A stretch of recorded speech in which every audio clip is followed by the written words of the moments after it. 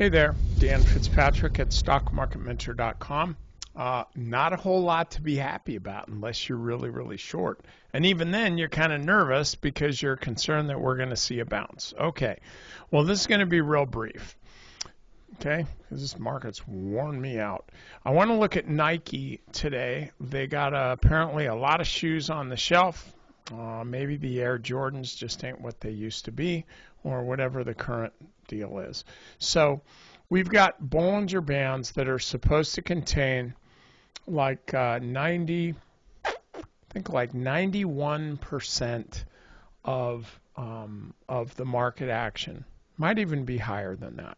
They're supposed to contain the vast majority of market closes. These are only based on closing prices, and you can see with very, very few exceptions, the stock closes within these Bollinger Bands, and obviously they're reactive.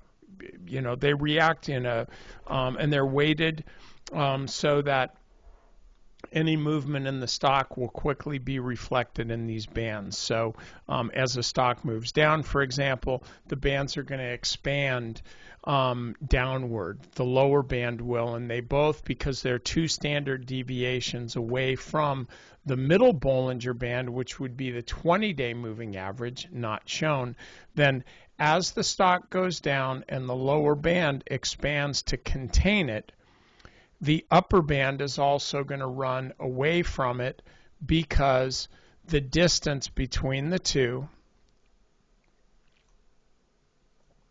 has to be the same. Same thing here. Okay, the bands are, this band is close, this band is close because the stock is trading in a really low range. Okay, stock falls out of bed here. What happens?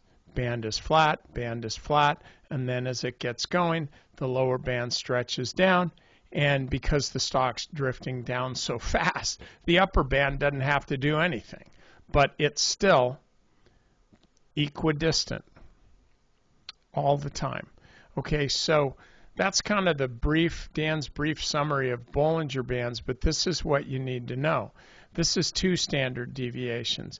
If it's 3 standard deviations, okay, it's like a felony. It could be a lifetime sentence for that matter. No cash bail though.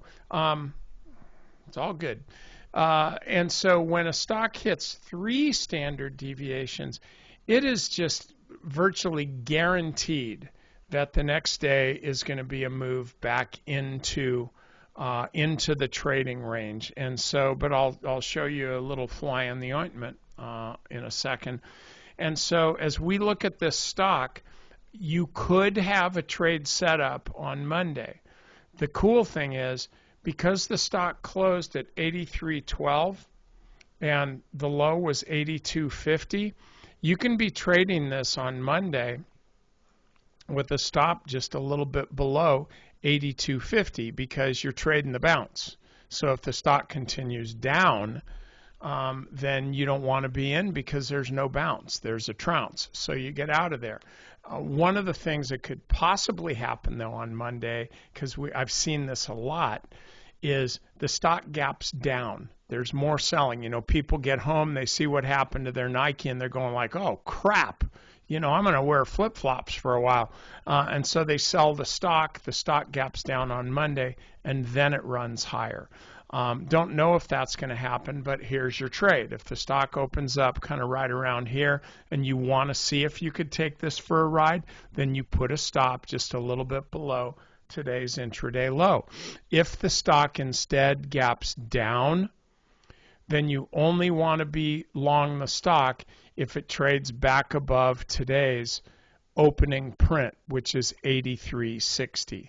Okay, so those are 2 ways you can trade this stock. Or the third way is to do nothing and just watch the stock.